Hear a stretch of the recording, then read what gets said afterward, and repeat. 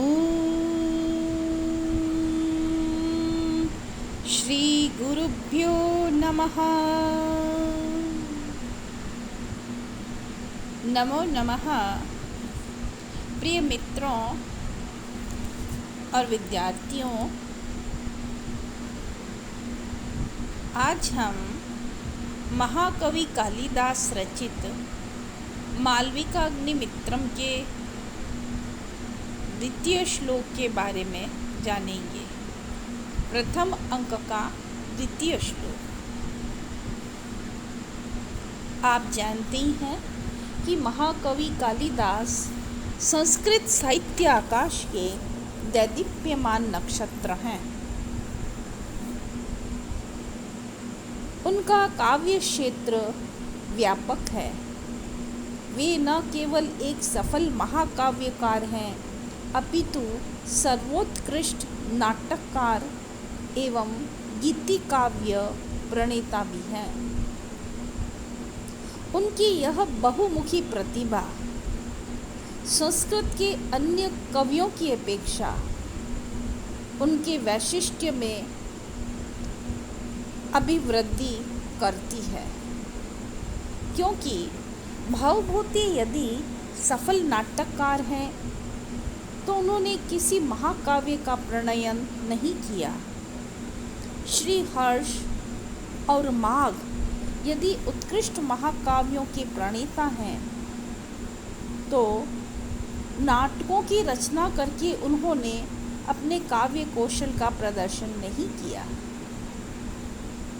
सरस भावों के शिल्पी जयदेव की काव्य प्रतिभा गीति काव्य के संकुचित क्षेत्र तक ही सीमित रही। कालिदास अपनी काव्य कल्पना, काव्य कला, रस व्यंजना एवं मौलिक उद्भावना शक्ति के बल पर संस्कृत के सब कवियों से आगे बढ़ जाते हैं। परिणामतः सभी पौर्वात्य एवं पाश्चात्य विद्वानों ने कालिदास को एक स्वर से संस्कृत साहित्य का सर्वोत्कृष्ट कवि स्वीकार किया है। कालिदास ने भारत की पौराणिक कथाओं और दर्शन को आधार बनाकर रचनाएं की हैं। उनकी रचनाओं में भारतीय जीवन और दर्शन के विविध रूप और मूल तत्व निरूपित हुए हैं। कालिदास अपनी इन्हीं विशेषताओं के कारण राष्ट्र की समग्र राष्ट्रीय चेतना को स्वर देने वाले कवि माने जाते हैं।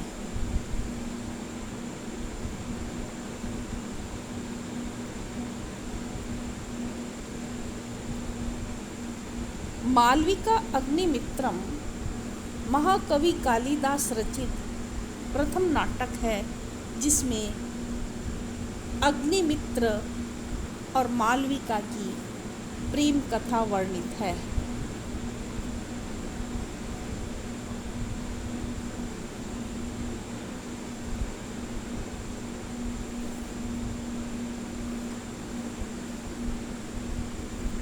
नाटक के प्रारंभ में सूत्रधार परिपार्श्विक से कहता है कि विद्वानों की परिषद ने मुझे आदेश दिया है कि कालिदास के द्वारा रचित नाटक मालविका अग्निमित्र का इस वसंतोत्सव पर अभिनय किया जाए, इसलिए अब संगीत प्रारंभ किया जाए। तभी परिपार्श्विक कहता है, ऐसा मत कहो। भास, कविपुत्र सौमिल्लक आदि प्रसिद्ध नाटककारों के द्वारा रचित नाटकों को छोड़कर वर्तमान कवि कालिदास की कृति के प्रति सभ्यजनों का अनुराग या आकर्षण कैसे हो सकता है। तब सूत्रधार को यह बात पसंद नहीं आती और वह कहता है कि यह विवेक दरिद्रता है। अये विवेक विश्रांतम अभिहितम। पश्य, देखो। अब इस श्लोक के द्वारा सूत्रधार अपनी बात कहता है कि प्राचीन काव्य प्राचीन है, इसलिए सुंदर नहीं होता, और अभी हाल में ही रचा हुआ काव्य नया है, इसलिए वह भी निंदित नहीं होता। विद्वान तो परीक्षा करके उत्तम काव्य को ग्रहण करते हैं। तात्पर्य है कि काव्य का प्राचीन होना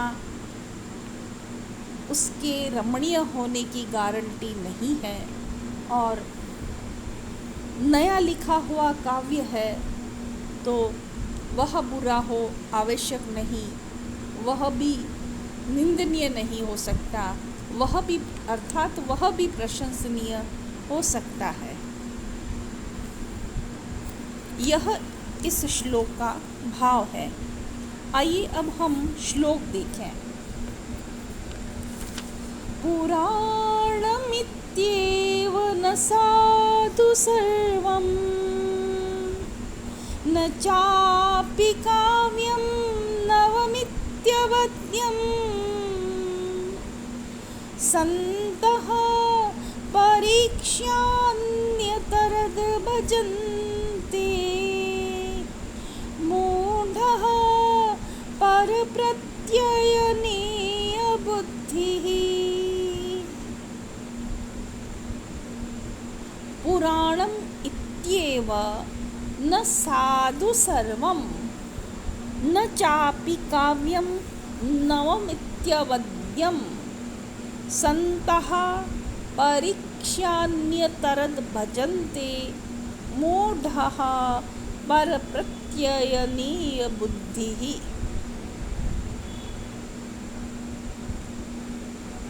पुराणम् इत्येव न साधु सर्वं, कि यह पुराना है, इस बात से सब कुछ अच्छा नहीं हो सकता। पुराणम कोई काव्य प्राचीन होने से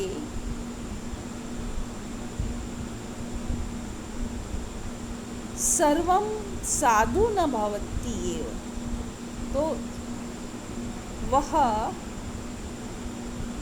सब तरह से अच्छा नहीं हो सकता।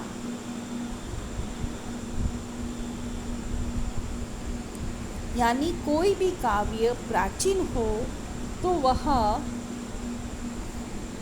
आवश्यक नहीं कि अच्छा हो। न चा अपि काव्यम नवम इत्यवद्यम, नवम अवद्यम और नवीन होने से वह निंदनीय अपिचना और निंदनीय नहीं हो सकता। नवम अवद्यम जो नवीन है, नया होने से निंदनीय भी नहीं हो सकता। संतः परीक्ष्य अन्यतरद् भजन्ते, संत तो विद्वान तो परीक्षा करके ही जो उत्तम काव्य है उसको भजन्ते अर्थात ग्रहण करते हैं। मूढ़ः जो मूर्ख होते हैं वे पर प्रत्ययनेय बुद्धि ही, पर प्रत्यय दूसरों की बुद्धि का भरोसा करने वाले होते हैं। पर प्रत्ययनेय बुद्धि दूसरों की बुद्धि का भरोसा करने वाले होते हैं।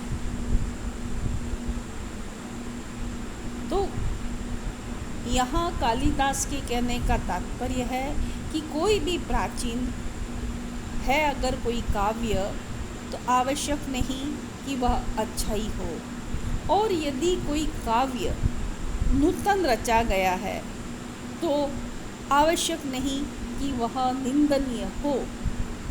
वस्तुतः विद्वान परीक्षा करके उत्तम काव्य को ग्रहण करते हैं, और दूसरे की बुद्धि का विश्वास करने वाले लोग तो मूढ़ होते हैं, मूर्ख होते हैं। इस श्लोक में उपजाति छंद है। उपजाति छंद का लक्षण है अनंतरो उदीरित लक्ष्म भाजौ पादौ।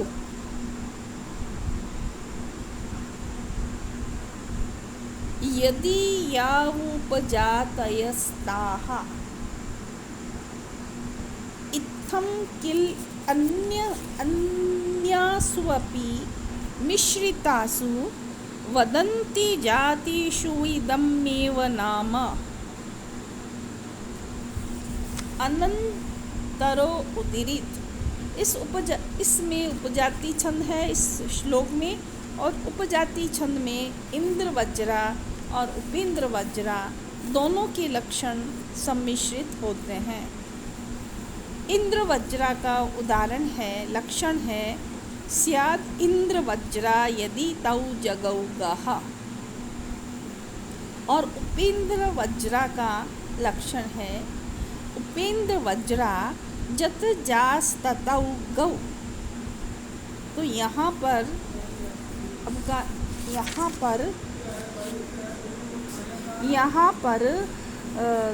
जो है इंद्र वज्रा और उपेंद्र वज्रा छंद के लक्षण दिए गए हैं। इंद्र वज्रा का लक्षण है कि जिसके अंदर तौ जगौ गह, तगण तगण जगण और दो गुरु हो, उसे इंद्र वज्रा कहते हैं। उपेंद्र वज्रा के अंदर उपेंद्र वज्रा जत जास ततो गौ, उपेंद्र वज्रा के अंदर जगण तगण जगण और इसके बाद में दो गुरु होते हैं।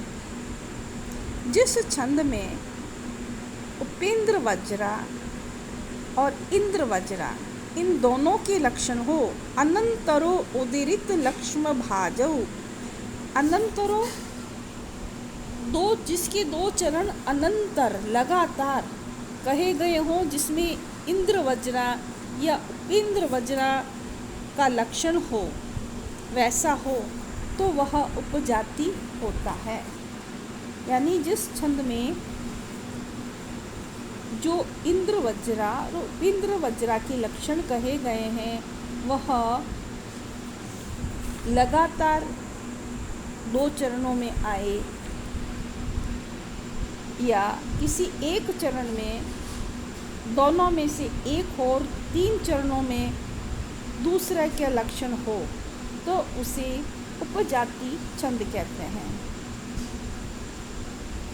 और इत्थं किल अन्यासु अपि मिश्रितासु वदन्ति जातिषु इदमेव नाम।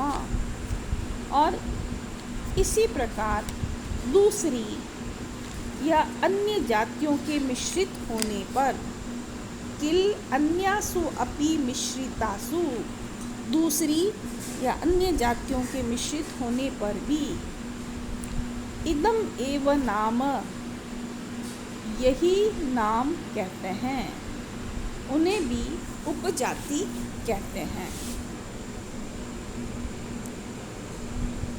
मतलब एक जाति के बराबर वर्णों वाले अन्य इंद्र वंशा और उपेंद्र वंशा अथवा वंशस्त्विल आदि छंदों के मिश्रण को भी उपजाति छंद कहते हैं। अब यहाँ पर टिप्पणी देखिए, काव्यम जो शब्द है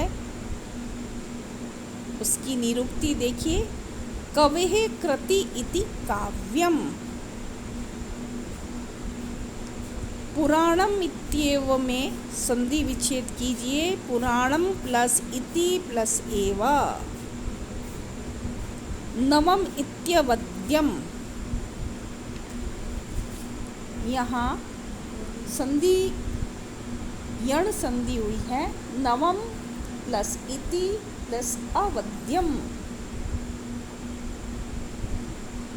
परीक्षा अन्यतरद भजन्ते, परीक्ष्य प्लस अन्यतरद प्लस भजन्ते। इस प्रकार ये इसमें टिप्पणी आप लिखिए। आज के लिए इतना ही, धन्यवाद।